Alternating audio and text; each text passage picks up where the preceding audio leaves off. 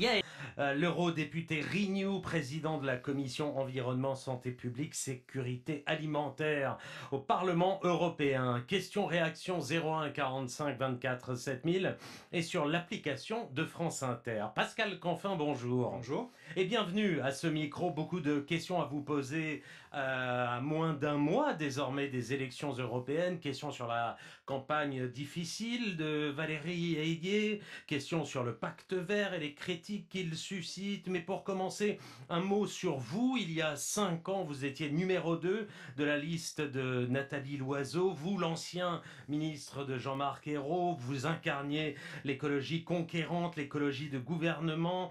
5 ans plus tard, changement d'ambiance, vous êtes 4e sur la liste, vous avez dû batailler durement pour rester en haut de liste, précisément, cacher ces écologistes qu'on ne saurait voir, c'est ça le mot d'ordre aujourd'hui en 2024. Demain, vous reconnaîtrez que 4e sur une liste aux européennes, c'est pas vraiment être caché ni se cacher. Au contraire, nous n'avons pas le pacte vert et l'écologie honteuse.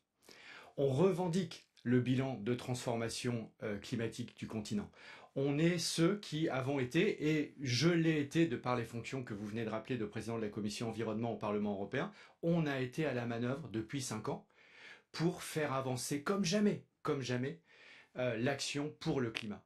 Résultat des courses, aujourd'hui, l'année dernière en France, les émissions de CO2, elles ont baissé pour la première fois dans toute notre histoire, à part le Covid bien évidemment, de 5% en une année. C'est-à-dire que pour la première fois l'année dernière, et c'est l'action cumulée du gouvernement en France et de notre action en Europe, on est au rendez-vous de l'histoire et de l'accord de Paris. Quand on a dit que c'était l'inaction climatique, j'ai entendu ces procès, ces faux procès, les résultats ils sont là. Les résultats ils sont là. Mais pour continuer, eh ben, on a besoin d'être fort. On a besoin d'être à la manœuvre et donc on a besoin de faire un bon score aux élections européennes. Pascal Canfin, comment vous expliquez que vous soyez devenu, dans cette campagne, le visage de l'écologie punitive, la tête de Turc? Comment vous expliquez que vous ayez dû mettre en jeu votre départ du groupe Renew, votre démission en jeu pour rester en haut de liste? Qu'est-ce que ça dit? La caricature que vous venez de faire, d'accord, de l'écologie punitive, moi je n'adhère absolument pas à ce slogan. Je rappelle que ce mot, il vient de qui vous est fait. Ségolène Royal. Comme quoi, parfois, hein, il peut donner des surprises.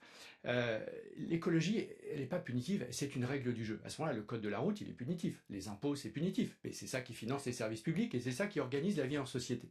L'écologie, c'est pareil. Ça implique de changer les règles du jeu de la façon dont on s'organise en société. Et c'est exactement ce qu'on a fait depuis 5 ans au Parlement européen, dans toute l'Europe. On est les premiers au monde à avoir mis en place la taxe carbone aux frontières pour faire payer les importations chinoises, turques ou brésiliennes. C'est à la fois bon pour le climat et c'est bon pour notre industrie. On est les premiers au monde à avoir pris une loi pour mettre fin à la déforestation de l'Amazonie quand on consomme chez nous du soja, du café, du chocolat. Les consommateurs européens que nous sommes tous, que vous êtes, que je suis, ont consommé de la déforestation importée. C'est fini. Je peux vous donner des dizaines d'exemples. Vous êtes bien conscient qu'il se passe quelque chose quand on voit Marie Toussaint donner entre 5,5 et 8,5% d'intention de vote dans les sondages quand Yannick Jadot faisait presque le double il y a 5 ans. L'écologie politique est en crise. On l'entendait aussi dans le journal de 8 heures concernant l'Allemagne. Ça, vous le voyez aussi. Ah mais moi, j'ai quitté les Verts précisément parce que réduire l'impact, la transformation historique que l'on doit réaliser pour être à la hauteur des enjeux climatiques au score électoral des Verts, ce que vous venez de faire dans votre introduction, c'est, je pense, passer complètement à côté de l'essentiel. Prenez une image historique, l'État-providence. Quand on a fait l'État-providence à la fin de la Deuxième Guerre mondiale dans les années 50, il appartient à qui l'État-providence? Aux gaullistes, aux communistes, aux travaillistes, aux sociodémocrates. Tout le monde s'y est mis, chacun avec son identité politique, mais tout le monde s'y est mis. La transformation écologique de notre économie, de notre industrie, c'est exactement la même chose. Mais qui s'y met aujourd'hui? Et nous, on s'y met. Nous, on s'y met. Nous, on n'a pas le Green Deal honteux. Je viens vous donner 2 exemples concrets. Je vais vous en donner un 3e. Aujourd'hui, Choose France. 15 milliards d'investissements en France. La France est la première destination en Europe pour les investissements étrangers. Cocorico. Eh bien, 1/3 de la totalité de ces investissements relève de la décarbonation de notre industrie.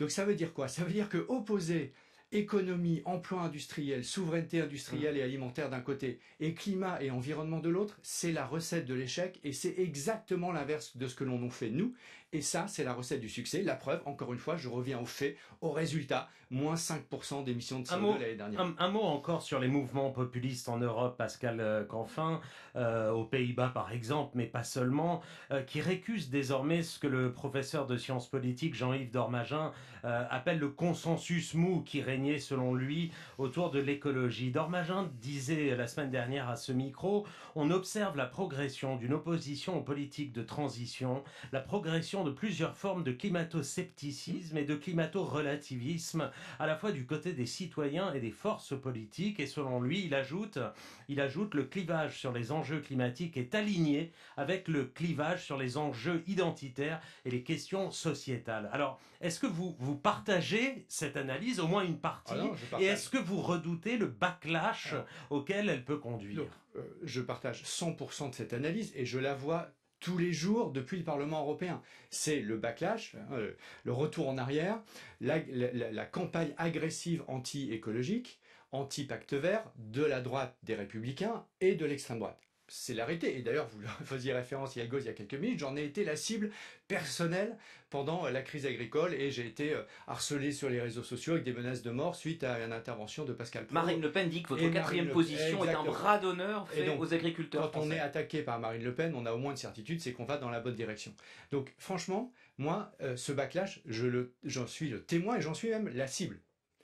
Est-ce que ça doit nous faire reculer? Est-ce qu'on doit dire « Ah, le climat, désolé, mais moi je suis pas là pour prendre des coups, je suis pas là pour faire ce qui est utile, je suis là pour plaire. » Non, on est là pour faire ce qui est utile. Qui peut croire que lutter contre les dérèglements climatiques n'est pas une priorité de l'action aujourd'hui européenne et pour le siècle qui vient?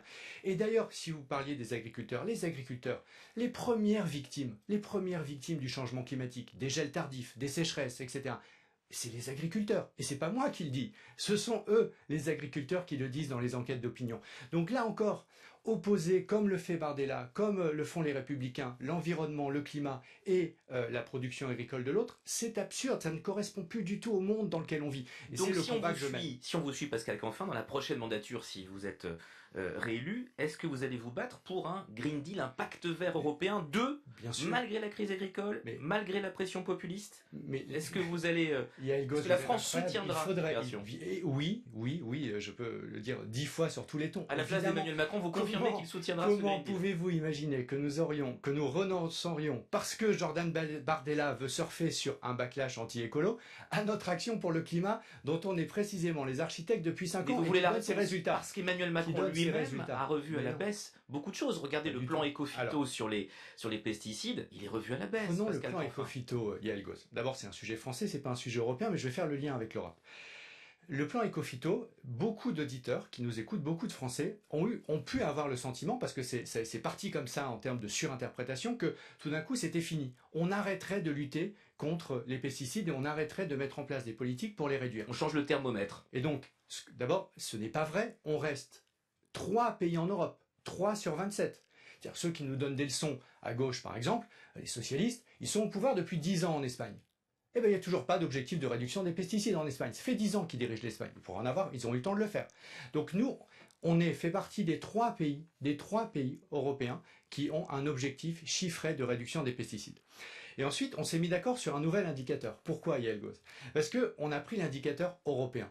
Parce que les agriculteurs disaient à juste titre, et là je joins ma voix à la leur, on ne peut pas avoir un indicateur français qui diffère de l'indicateur des autres pays, etc. Parce qu'à la fin on n'y comprend plus rien, on ne sait plus de quoi on parle. Donc on a pris l'indicateur qui est reconnu partout en Europe, même si, encore une fois... Il est contesté aussi, vous le savez. Aucun indicateur n'est parfait, vous savez, c'est comme la météo. Il est même très contesté. C'est pas le meilleur. C'est pas le meilleur. D'ailleurs, moi-même, j'ai déposé des amendements au Parlement européen pour aller plus loin que cet indicateur. Néanmoins, quand nous avions dû négocier ce texte européen sur les pesticides, qui d'ailleurs est tombé à cause de l'alliance entre la droite et l'extrême droite, il se trouve que la responsable de la négociation, c'était une verte autrichienne.